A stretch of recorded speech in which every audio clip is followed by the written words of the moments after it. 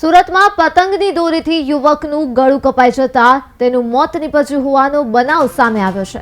ઓલપાડ તાલુકાના કીમ ગામે railway overbridge પરની આ ઘટના છે, જ્યાં કીમ રેલવે ઓવરબ્રિજ પરથી પસાર થતા પતંગની દોરી અચાનક વ્યક્તિના ગળાના ભાગે વીંટળાઈ જતા તેમને ગંભીર ઈજાઓ થઈ હતી। ત્યારબાદ યુવક લોહીથી લથબથ હાલતમાં સારવાર અર્થે હોસ્પિટલ ખાતે ખસેડાયો હતો, પરંતુ હોસ્પિટલમાં સારવાર મળી તે પહેલા જ વ્યક્તિનું કરુણ મોત નીપજ્યું।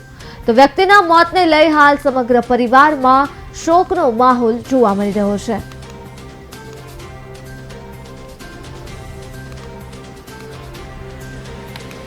એક કેસ આવ્યો હતો કે કિમ ફ્લાયઓવર બ્રિજ પરથી કોઈક કપલ બાઇક પર જતા હતા, તો કંઈક દોરા વડે ગળું કપાઈ જતા એમને લઈને આવ્યા હતા, પણ એક ખૂબ ગંભીર હાલતમાં હતા। તો તે દરમિયાન પ્રાથમિક સારવાર આપી અને ત્યારબાદ અમે અમારી હોસ્પિટલની એમ્બ્યુલન્સમાં તાત્કાલિક સુરત સિવિલમાં ખસેડ્યા અને ત્યાં પહોંચતા એમનું મૃત્યુ થયેલ છે।